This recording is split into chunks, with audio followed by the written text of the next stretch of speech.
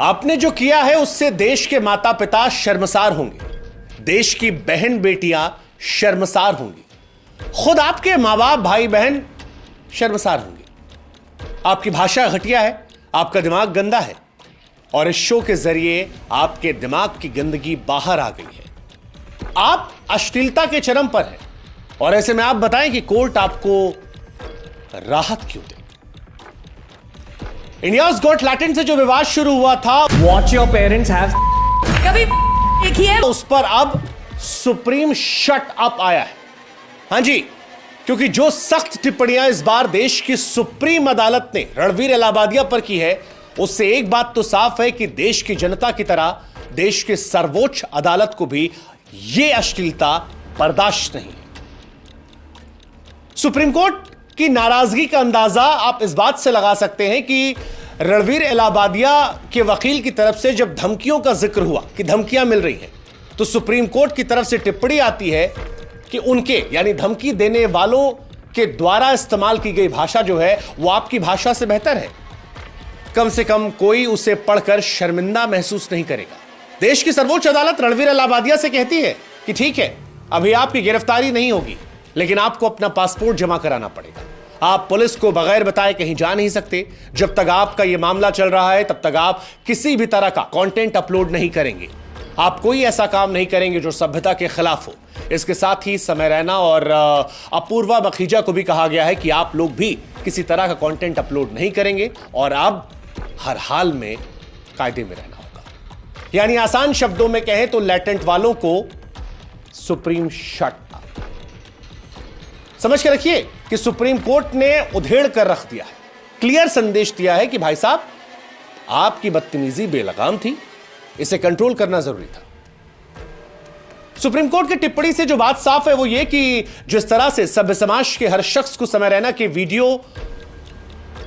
और टिप्पणियों पर गुस्सा आया था, जिस तरह से रणवीर, अपूर्वा, समय और पुराने क्लिप्स को देखकर देश नाराज हो रहा था, उसी तरह से कोर्ट भी इन टिप्पणियों को लेकर तिलमिलाया हुआ है। सुप्रीम कोर्ट को भी लग रहा है कि अब पानी सर के ऊपर जा चुका है। ऐसे लोग रोल मॉडल नहीं हो सकते हैं और आने वाली नस्लों के मन में गंदगी का यह मवाद हम नहीं भर सकते। सच कहें तो अश्लीलता को कला मानकर दंभ के पाखंड पर बैठे यूट्यूबर्स का गुरूर आज खंड खंड हुआ है। पीआर पर पैसा खर्च कर विरोध दबाने, महंगे वकील के जरिए धीरे से बच निकल जाने की कोशिश पर सुप्रीम लताड़ लगी है। ऐसा हम इसलिए कह रहे हैं क्योंकि इन तीनों यूट्यूबर्स ने अपने बचाव के लिए सुप्रीम कोर्ट के पूर्व सीजीआई चंद्रचूड़ सिंह के बेटे अभिनव चंद्रचूड़ को अपना लॉयर चुना। ऐसा लगा कि बड़ा वकील करने से उनकी गंदगी वाली हरकत छोटी हो जाएगी, लेकिन ऐसा हुआ नहीं, क्योंकि पूर्व सीजीआई के बेटे जब इन यूट्यूबर्स का बचाव करने की कोशिशें कर रहे थे, दलीलें रख रहे थे, तब सुप्रीम कोर्ट ने उनसे भी तल्ख लहजे में सवाल करके पूछा कि वकील साहब, आप किस तरह की भाषा का बचाव कर रहे हैं? क्या आपको यह भाषा ठीक लगती है? और इसका असर यह था कि इन तीनों के वकील साहब जो है वो खुद बैकफुट पर आ गए और कहा कि नहीं जज साहब, हम बचाव नहीं कर रहे, ये जो कहा गया ये तो चीप कहा गया, इस बयान का समर्थन है ही नहीं। फिर सुप्रीम कोर्ट कहती है कि ऐसे बयान से नफरत है। नफरत है। सवाल यह है कि क्या यह कमेंट कोई अपराध है? अगर यह अश्लीलता नहीं तो फिर अश्लीलता क्या है? जस्टिस सूर्यकांत की टिप्पणी तो मारक थी। तल्ख लहजे में कहा, इन यूट्यूबर्स के दिमाग में कुछ बहुत गंदा है जो वो प्रोग्राम में उगा रहे हैं। वो अभिभावकों की बेइज्जती कर रहे हैं। अदालत इलाहाबादिया का बचाव क्यों करे? अब याद कीजिए, जब इंडियाज गॉट लैटिन के विवाद के बाद हमने वीडियो बनाया था,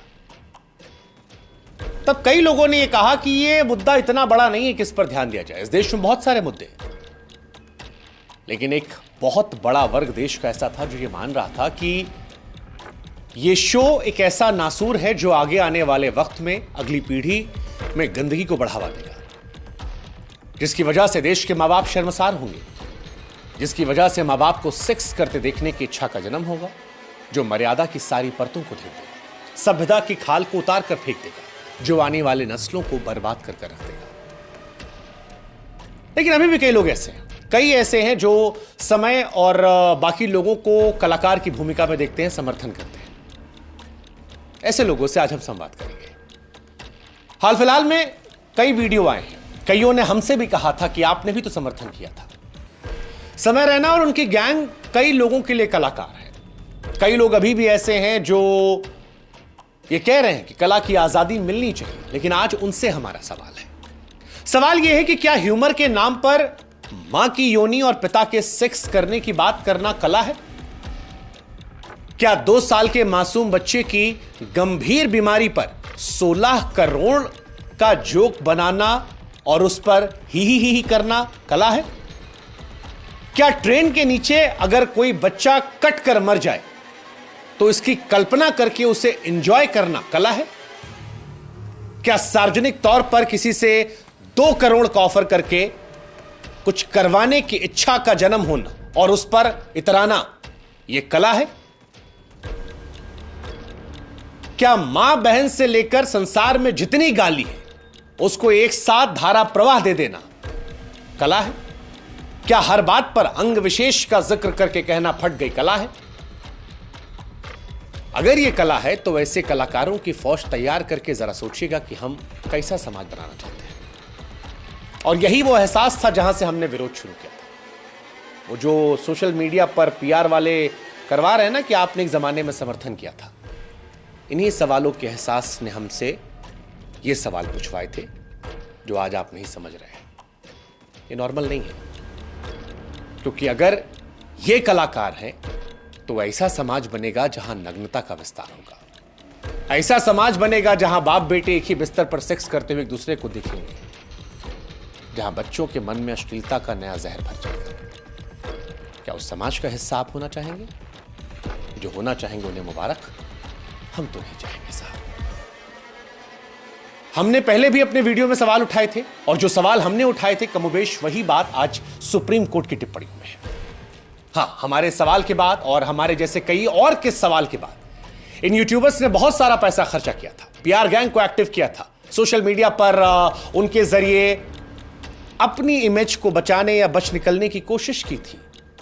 समय, रणवीर, अपूर्वा ने तमाम कोशिशें की कि पैसों के जोर से अपनी बदनामी के शोर को वो समाप्त करके बच जाएं, लेकिन सुप्रीम कोर्ट ने आज ऐसी चोट दी है जिससे सारी दुनिया को फिर से पता लग गया कि इनकी नीयत बंदी है, सोच अश्लील है, मन में सड़ांध भरी हुई है, कला के नाम पर कुकर्म किया जा रहा है। अदालत के क्रोध का अंदाजा फिर हम कह रहे हैं कि आप इस बात से लगाइए कि कोर्ट ने केंद्र सरकार से साफ साफ लफ्जों में कह दिया कि केंद्र सरकार कुछ करना चाहती है या नहीं, और अगर केंद्र सरकार कुछ नहीं करना चाहती है तो ठीक है, लेकिन हम यहां पर गैप नहीं छोड़ेंगे। हम यहां पर ह्यूमर के नाम पर गंदगी परोस रहे सो कॉल्ड यूट्यूबर्स को इसका दुरुपयोग करने नहीं देंगे। सुप्रीम कोर्ट ने साफ साफ कहा कि अगर सरकार कुछ नहीं कर सकती तो कोई बात नहीं, हम करेंगे, सरकार बताए। इसलिए फिर कह रहे हैं कि जब हमने ये वीडियो बनाया था तब भी ये सवाल उठाए थे और आज सुप्रीम कोर्ट ने अपनी टिप्पणी में कहा वही सारी बातें। हमने तब भी कहा था कि ऐसे कंटेंट पर रोक लगनी चाहिए। हम नहीं जानते कि क्या कार्रवाई होगी, हालांकि ऐसे मामलों में कार्रवाइयां अक्सर कम होती हैं, मैसेजिंग बड़ी इंपॉर्टेंट होती है। शायद ये भी तमाम लोग जेल नहीं जाएंगे, लेकिन इतना जरूर स्पष्ट है कि अदालत ने आज अपनी टिप्पणियों से यह स्पष्ट कर दिया है कि अब ऐसे कंटेंट की भारत में कोई जगह नहीं, ये बर्दाश्त नहीं है। सुप्रीम कोर्ट की टिप्पणी वैसे तो रणवीर इलाहाबादिया के लिए थी, लैटेंट शो के उन तमाम लोगों के लिए थी जो यहां पर आकर ये बातें कर इतरा रहे थे, लेकिन अब ये अलग अलग मंचों से अश्लील कमेंट, फूहड़ चुटकुलों की दुकान सजाए बैठे लोगों पर भी सीधा संदेश है कि समय रहते मान जाओ, वरना जो हाल इंडियाज गॉट लैटेंट की गैंग का हुआ है, भविष्य में उससे बुरा हाल सामने वालों का होगा। अब देश में बर्दाश्त नहीं किया जाएगा। रणवीर इलाहाबादिया ने माफी जरूर मांग ली है, लेकिन सुप्रीम अदालत ने यह बता दिया कि सिर्फ माफी से काम नहीं चलेगा। हालांकि समय रैना और बाकी जो थे उन्होंने अब तक माफी भी नहीं मांगी है। वैसे उनका समझ में आता है, क्योंकि माफी मांग लेंगे तो फिर भविष्य में फिर यही करेंगे तो कैसे जस्टिफाई करेंगे।